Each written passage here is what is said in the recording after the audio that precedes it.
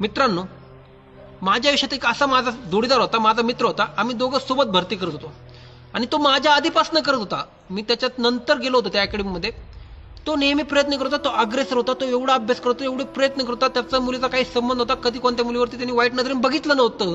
आणि तो आणि त्याचा अभ्यास आणि त्याचं ग्राउंड हे त्याच्यासाठी सर्वात महत्त्वाची गोष्ट होती.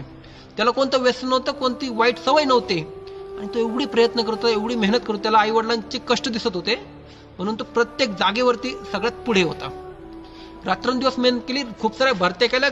पोलीस भरती असेल, आर्मी भरती असेल, SSCGD असेल, स्टाफ सिलेक्शन असेल, कुठं त्याच्यानंतर वनरक्षक असेल, प्रत्येक भरती, TA सुद्धा भरती त्यांनी सोडली नाही. आणि कुठेही आजपर्यंत तो ग्राउंड फेल नाही. एवढा ग्राउंडमध्ये एक्सपर्ट. आम्ही त्याला 1600चा किंग म्हणायचो. किंग काय, एवढा भारी मुलगा. पण एवढे प्रयत्न केल्यानंतर सुद्धा वय संपेपर्यंत तो भरती नाही झाला. पण त्यांनी हार नाही मानली. त्यांनी प्रत्येक जागेवरती पॉझिटिव्ह थिंकिंग घेतली की बाबा चला, इथे माझं आयुष्य घडू शकत नाही, इथे होऊ शकत नाही. त्यांनी काहीतरी नवीन मार्ग शोधला आणि त्यांनी बिझनेसला सुरुवात केली. एका गायीपासून सुरुवात केली. ते आता त्याच्याकडे 50 ते 60 गाय आहेत. 300 ते 400 लिटर त्याचं डेली उत्पन्न जातं आणि लाखो रुपये त्याचा आज प्रॉफिट आहे. आज त्याच्याकडे खूप सारे लोक बघायला येतात की ते कसा व्यवसाय करतो. तर त्याने हार मानली. मला फक्त सांगायचं एवढं तात्पर्य आहे की आयुष्यामध्ये जे होतं ते चांगल्यासाठी होतं. त्या मित्राचं नाव विशाल हार्दे.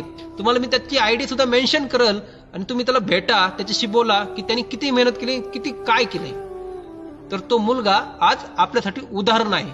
आणि मी आज स्वतः सांगतो, मी जेवढे कमवतो त्यापेक्षा तिपटीने 4 पटीने तो कमवतो. तर घाबरायचं काही कारण नाही. जे होते चांगल्यासाठी होतं. प्रयत्न करायचे, शेवट त्याच्या हातात असतो. राम राम.